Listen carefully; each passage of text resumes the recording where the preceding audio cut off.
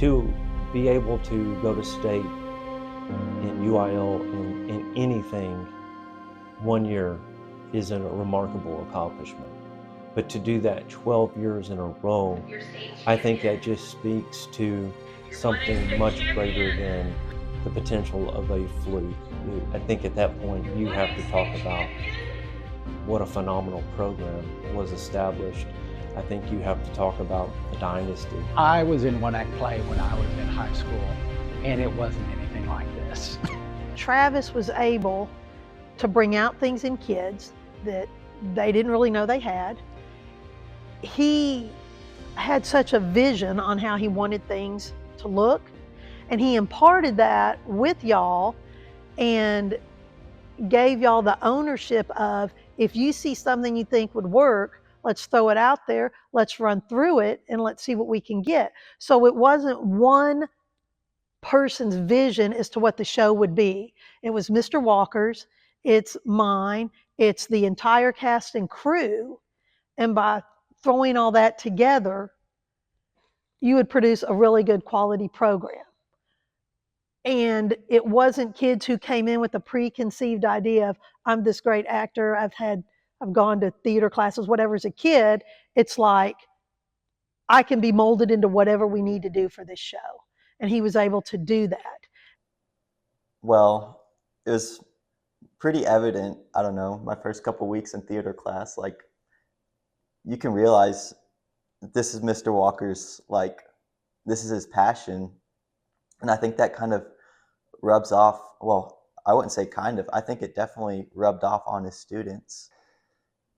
Just through the course of the program, as you kind of stick with it and you kind of trust Walker and you trust the process that I guess he's kind of coined over the years, you start to, if you don't believe in yourself, you at least believe in him because he believes in you, you know?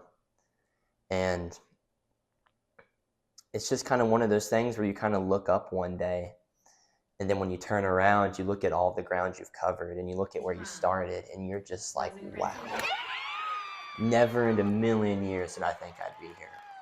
Because I remember me and Kyle's senior year when we both were at state and we both got awards. You know, it's one of those things where you think of where you started, and I mean, it took Walker just truly pulling it out of you to get to where you get to. No matter what was going on, he seemed to be very, very positive all the time.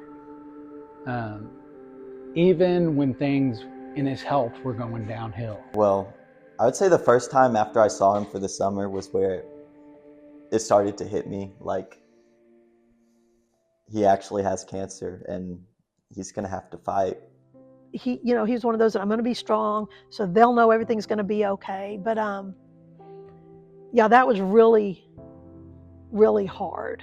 When I was talking to him, I told him at the end that they would be posting constantly online, pray for us, And I told him that you were praying for a miracle, but don't forget you already have one. You know what's happening. You have time right now to spend with your family, to say the things you need to say, to do the things you need to do. And not everybody gets that. The knowledge of what's happening is a miracle. And you got that, and you can't let it go to waste. Him being in hospice, I know he didn't want to see a lot of people, and then he wasn't really able to see a lot of people. And I think that was at a point where I'm sorry.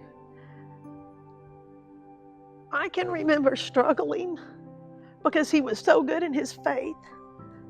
And I was one who kept saying, God, you could cure him, and what an example he would be to show how great you are and your grace and what a faithful person that Travis is, and he has never given up hope. And this would be a great testament to continue out in the world for more people to come to the Lord.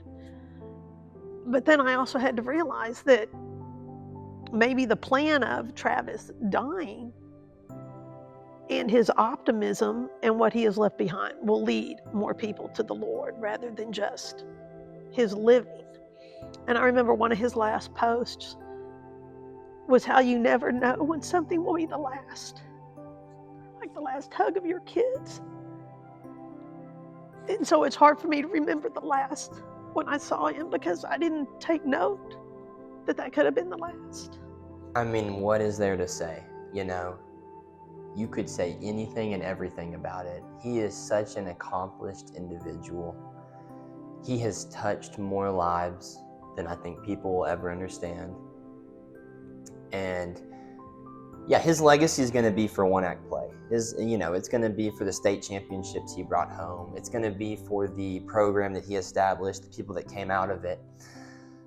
But as someone who was in it, I look at his legacy as just the excellent man he was, the father he was for his kids, who he loved dearly, for the man who would always check up on us, making sure we were okay, making sure we were doing good, making sure we were handling everything all right.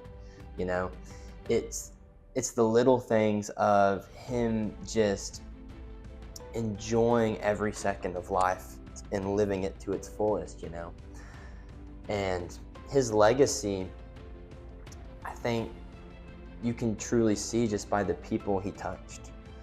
And I think it'll be talked about for years and years to come.